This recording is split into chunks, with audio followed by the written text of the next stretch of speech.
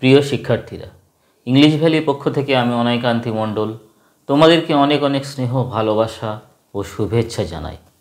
আজ আমরা past perfect টেন্সের ইউসেজ নিয়ে আলোচনা করব। আমরা দেখে নেব কোথায় কেমনভাবে আমরা পাস্ট পারফেক্ট টেন্সকে ব্যবহার করে থাকি। তো চলো আমরা আমাদের পড়াটাকে স্টার্ট করি।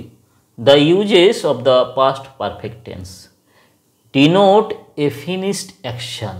তাহলে পাস্ট পারফেক্ট টেন্স কী করে না, একটা কমপ্লিটেড অ্যাকশান, একটা ফিনিশড অ্যাকশানকে ডিনোট করে, নির্দেশ করে, বুঝিয়ে দেয়।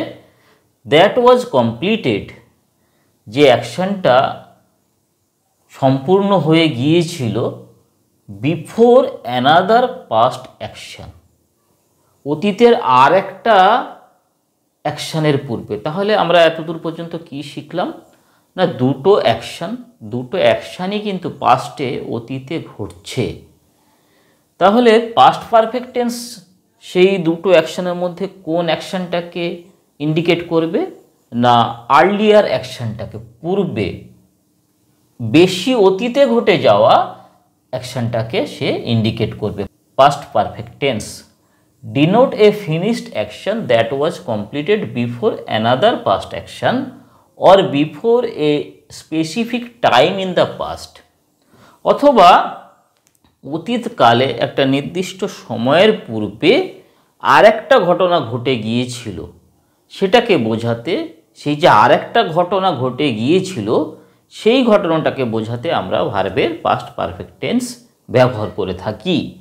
ইট denotes earlier action.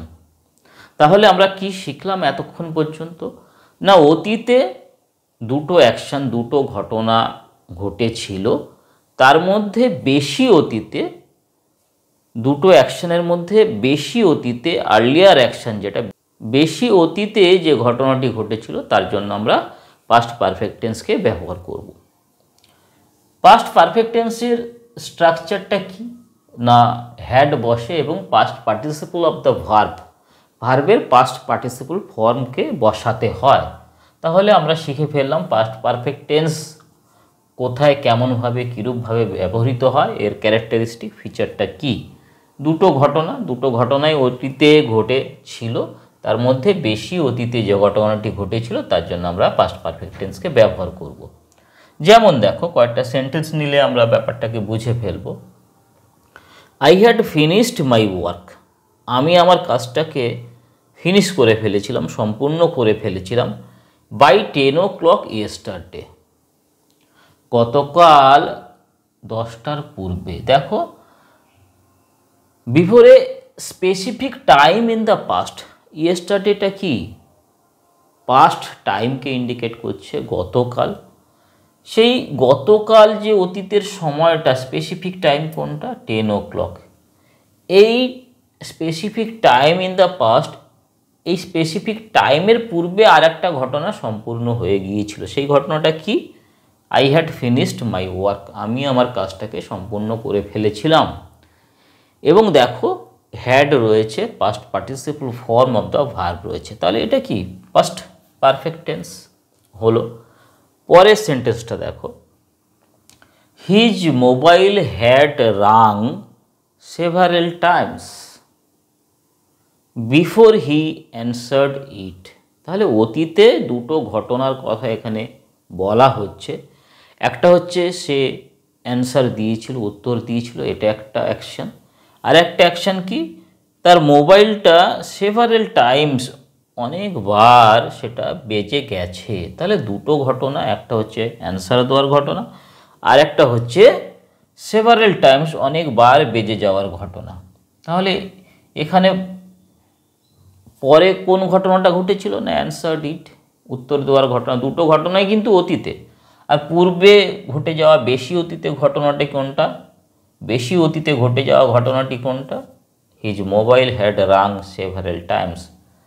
Past perfect টেন্সের স্ট্রাকচারটাকে ফলো করো। এখানে হ্যাড বসেছে, মেন ভার্বের পাস্ট পার্টিসিপল ফর্ম বসেছে, তারপরে আদার্স বসেছে।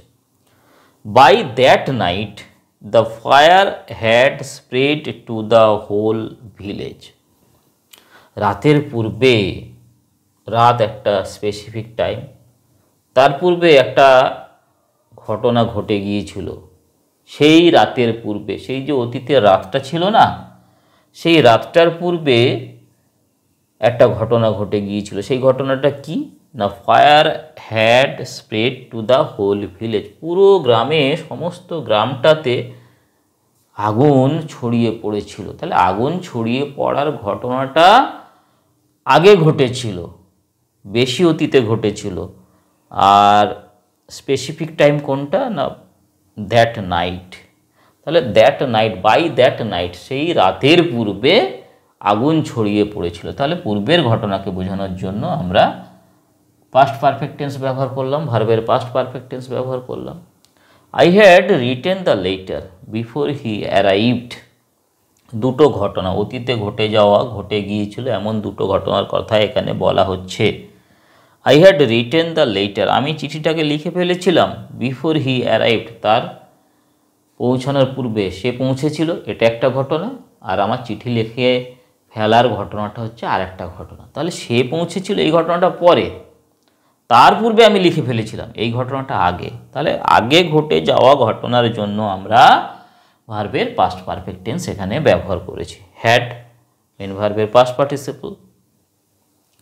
When we reached the station, the train had already started.